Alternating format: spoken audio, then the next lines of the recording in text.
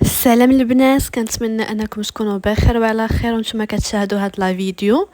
الصراحه انا عارفه طالت الغيبه وغبرت عليكم بزاف بزاف، ولكن للضروره احكام. وصراحه حتى قله الدعم وقله المشاهدات كتخليني نعجز، وكنبقى ناجل ندير لكم فيديو اليوم لا المره اخرى المره اخرى. داكشي علاش طالت الغيبه بيني وبينكم، ولكن اليوم ان شاء الله رجعت لكم بالجديد، فيديو جديد ان شاء الله. كيف ما قريتوا في العنوان ديال لا فيديو، غنحاولوا نهضروا شويه على الشعر ديالنا وكيفيه العنايه بالشعر بمنتجات رخيصه ومتواجده في المنزل، او بالاحرى بصفر درهم.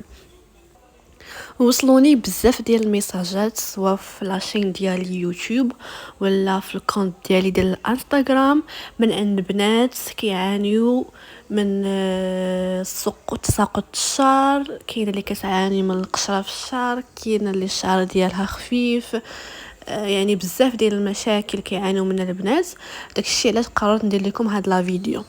اذا غادي ندويو في هاد لا فيديو على طريقه العنايه بالشعر كيف ما قلت لكم في البدايه، على وصفات للتخلص من تساقط الشعر، التخلص من القشره، واضافه للتخلص من الشعر الخفيف. شويه الشعر ديالنا يقوى ويتغذى بلي فيتامين. اذا اول حاجه غندوي عليها هي تساقط الشعر. البليبار فينا البنات كيعاني من تساقط الشعر، خاصة البنات اللي كيديروا الفولار. علاش الشعر ديالنا كيطيح بزاف؟ هو ان الشعر ديالنا مكيبقاش يتعرض لاشعه الشمس، مكيبقاش يستقطب فيتامين دي. داكشي علاش الشعر ديالنا كيخفاف وكيولي يطيح. انا غنعطيكم مجموعه ديال الوصفات اللي غادي تهنيكم من هذا التساقط. اول حاجه هي فيتامين دي. انا عارفه البنات اللي كيديروا الزيف ما يمكنش يطلقوا شعرهم في الزنقه، ولكن ممكن يطلعوا للسطح. اذا الحبيبه ديالي، واحد النهار في السيمانه ولا جوج مرات في السيمانه طلعي للسطح ديال داركم، تلقي شعرك وخليه يستقطب الفيتامين دي من الشمس باش يتغذى مزيان. ثاني حاجه البنات اللي غنصحكم بها اللي كيعانيوا من تساقط الشعر هي البصله والثومه.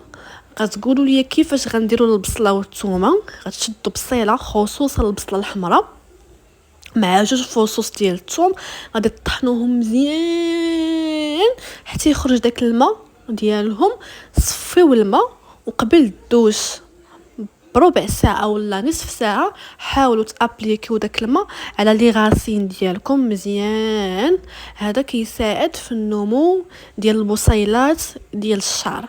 وعطيتكم في واحد الفيديو في القناه ديالي واحد الوصفه لتساقط الشعر، هي غزاله، وانا متاكده ان البنات اللي جربوها انهم لقاو النتائج عليها.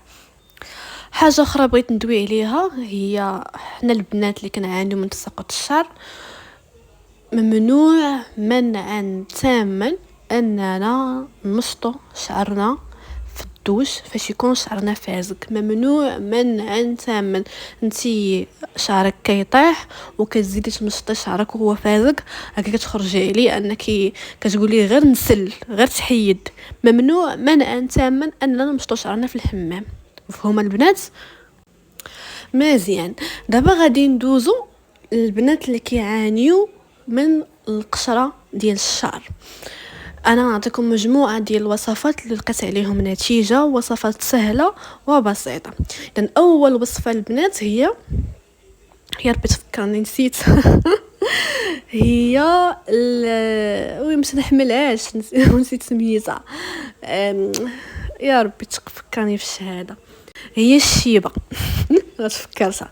الشيبه البنات، الشيبه غتشدوها، غديروها في مغليان، غتخليوها حتى تطلق مزيان. فاش تدوشوا وتغسلوا شعركم وتساليو، غتشدوا داك الماء وغتشللوا به شعركم فقط. وما تشللوش بماء عادي صافي. وغتخليو داك الشيء داك الماء اللي طلقات فيه الشيبه في الشعر ديالكم غتفوطوا شعركم وصافي وغتخليوه.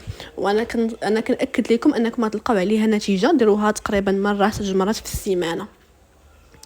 الحاجه الثانيه اللي ممكن انكم تستعملوها باش ما تبقاش فيكم القشره في الشعر ديالكم هي بيتادين، خصوصا البيتادين الاحمر اللي كيتباع في الصيدليات في لي فارماسي. هذاك البيتادين فاش دوشو حاولوا ديروا واحد قطيرات في الماء وتشللوا به حتى هو الشعر ديالكم، حتى هو فعال جدا للقشره. عاوتاني كاين عندنا واخا هاد الوصفه ما كنبغيش نعطيها، بيكربونات الصوديوم. تشدوا بيكربونات الصوديوم ديروهم في الماء وتشلوا بهم شعركم، حتى هما فعالين الصراحه للقشره.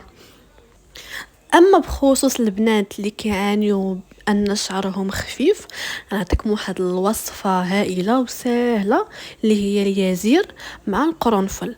غتشدوا اليازير، غتشدوا واحد 4 العويدات ديال القرنفل، غديروهم مع اليازير مع كاس ديال الماء ولا كيسان ديال الماء.